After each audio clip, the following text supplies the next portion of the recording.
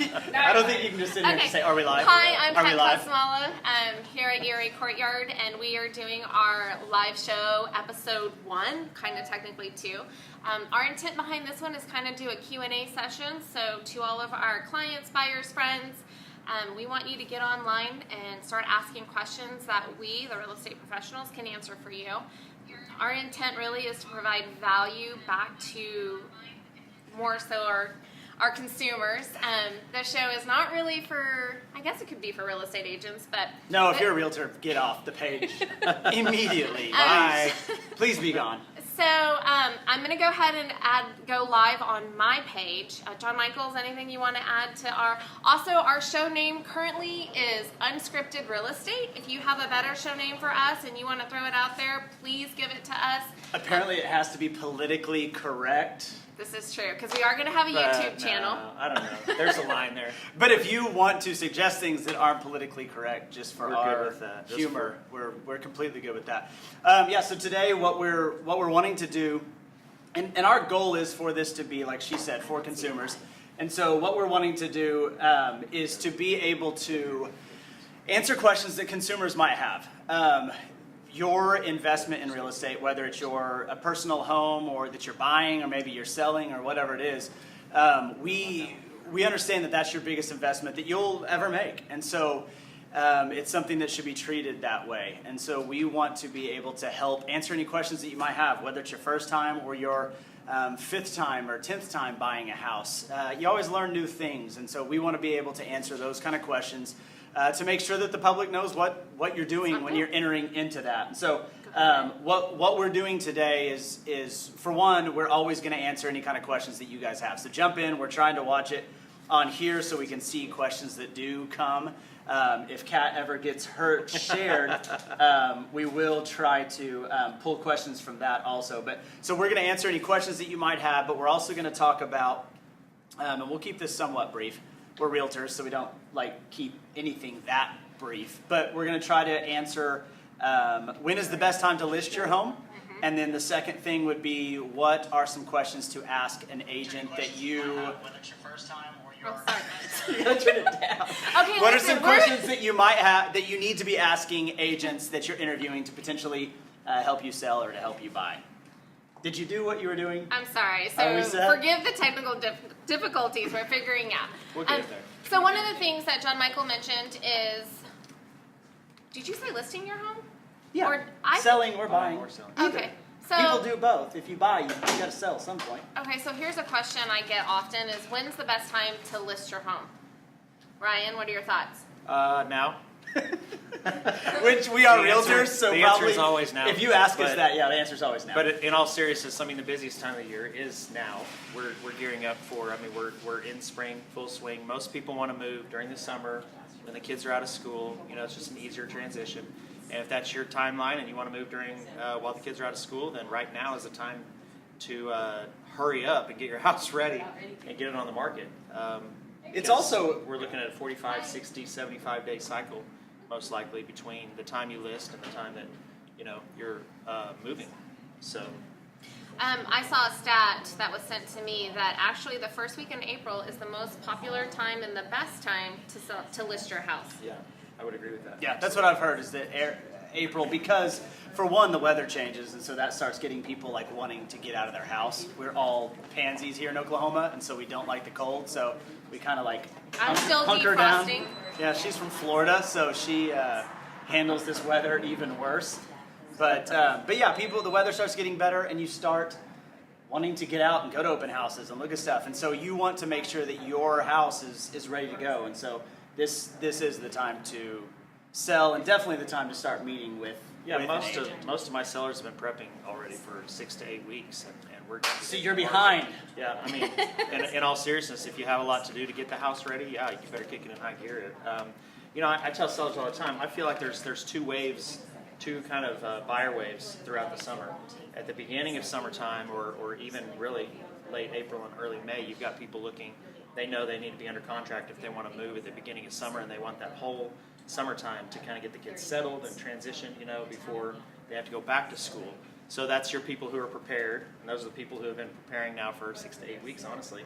And then the second wave, which I always call the procrastinator wave, is those of us That'd be me. that would be me. You know, your plan was to move early in the summer, but you know, life happens and you weren't ready. So that second wave usually kind of comes. I feel like everybody's getting under contract like, you know, mid to late July.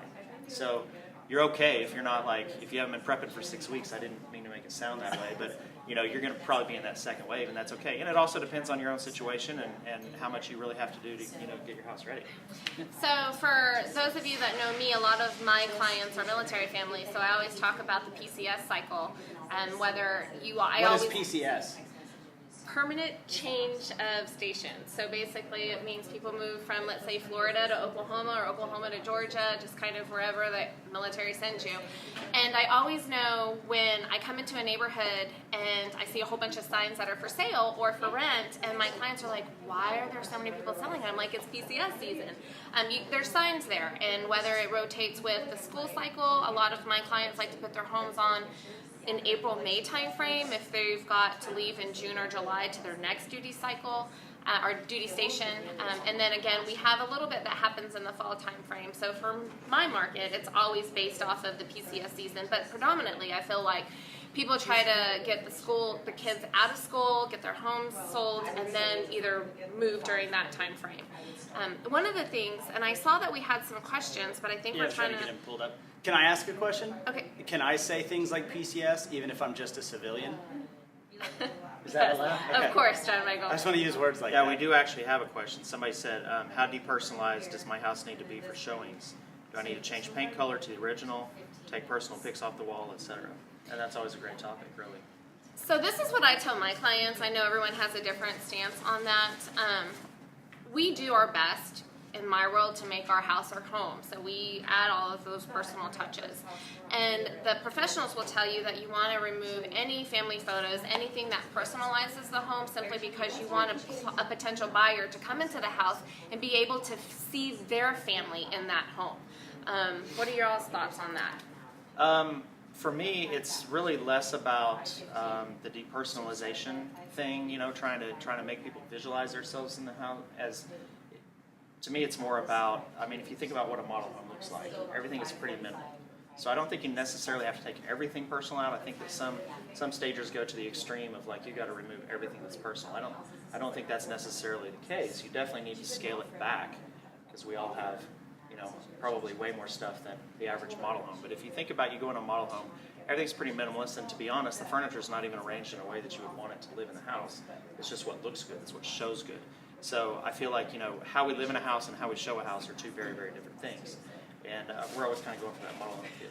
And I think that's something to get a realtor involved in, not to always pitch us, but we do this every day, all day long. We're walking into houses. We know what looks good. We know what doesn't. And so get us involved. But one of the things you can do is you want to walk through your house not as someone that's just living there, but someone who's looking at the house. And so change your perspective as you walk through the house and say, okay, is this presenting my house in the best way? Not, is this the best way for me to have friends over and us to sit around a coffee table and talk or whatever? Is this the way for an individual to come in and start to place themselves in the home? Is that what my house is sending off? And so depersonalize, do a lot of that. Declutter.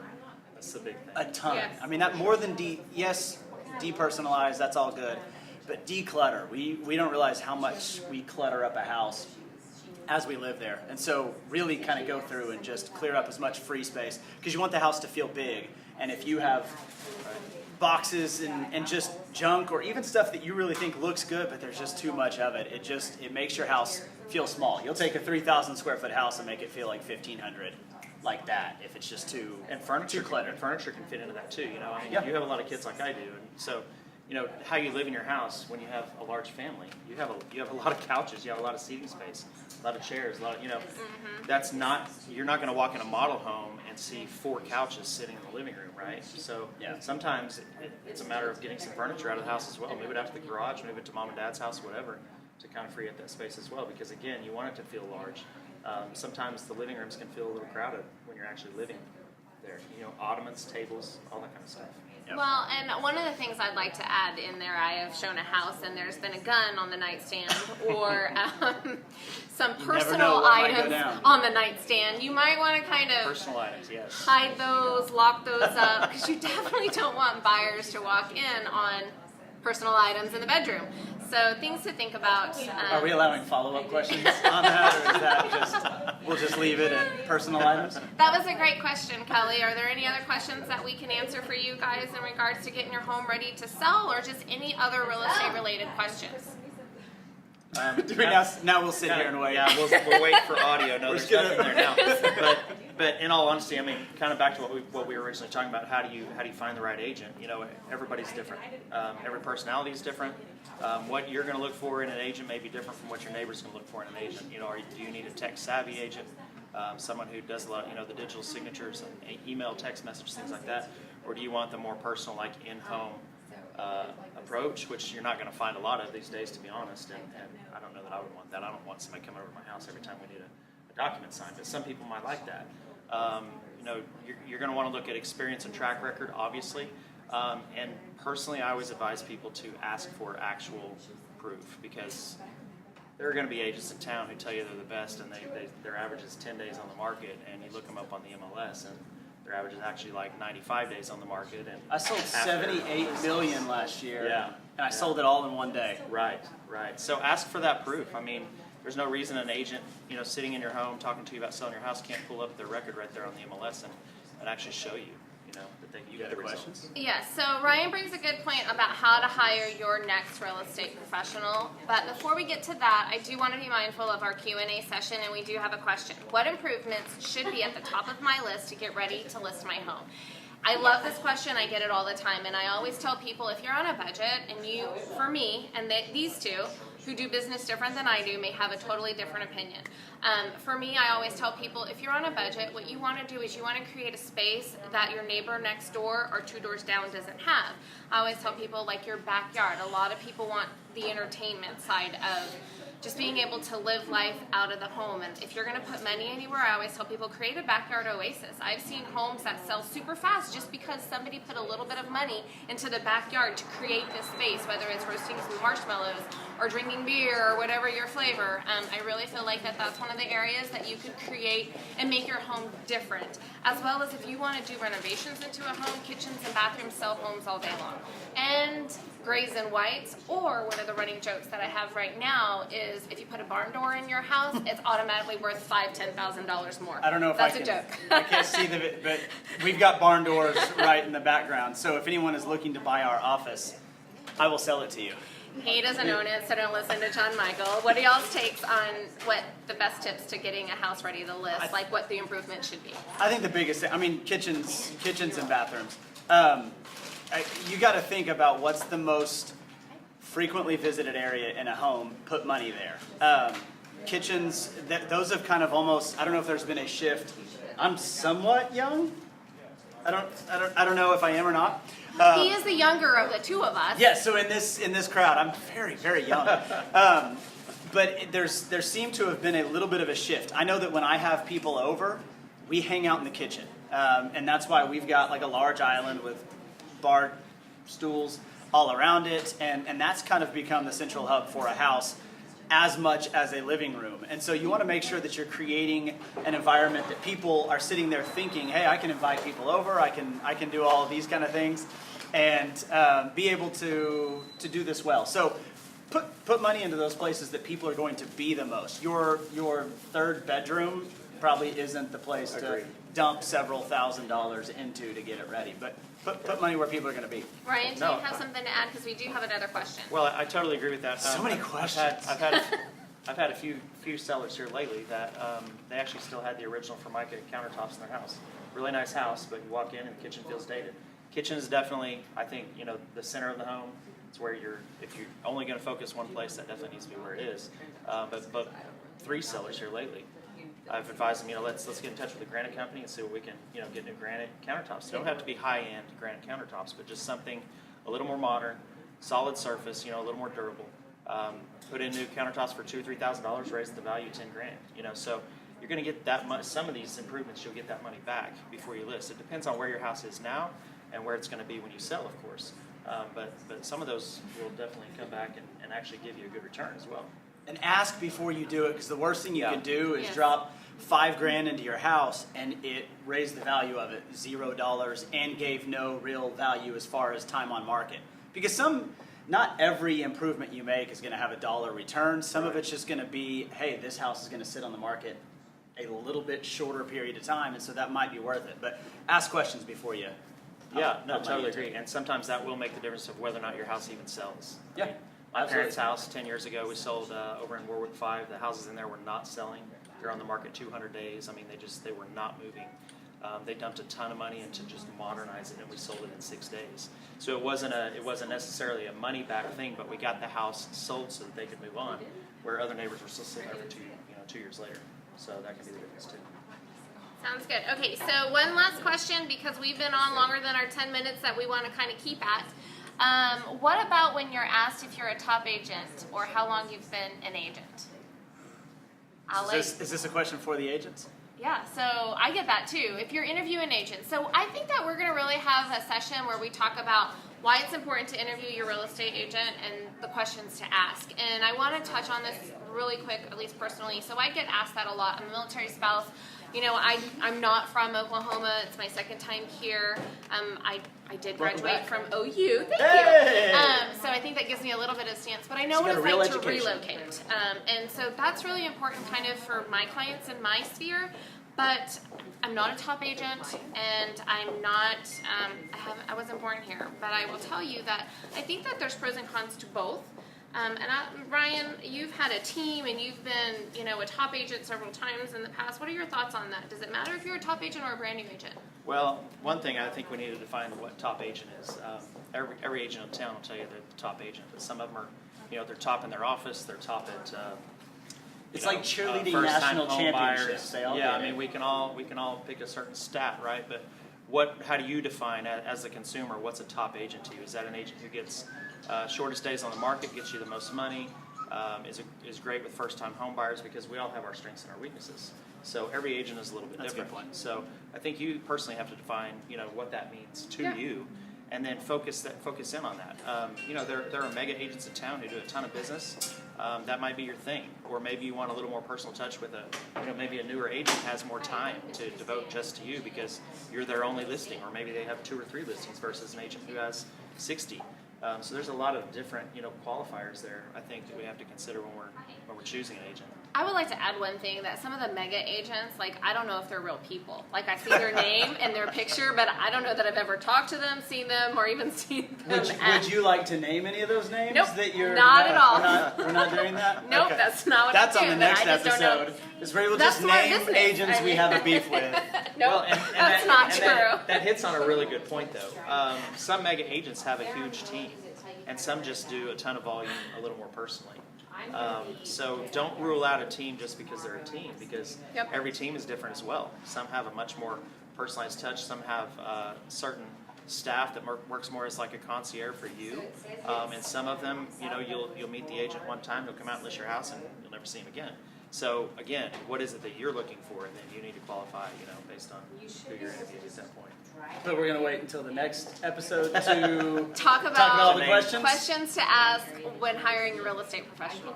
Period. So I think that's fair. Again, we didn't want this show to be super long. We are going to kind of have the name Unscripted Real Estate Agent for now. We'll have a YouTube channel, so we'll upload this to that. We're also going to create a Facebook group page, or business page. We actually have created it.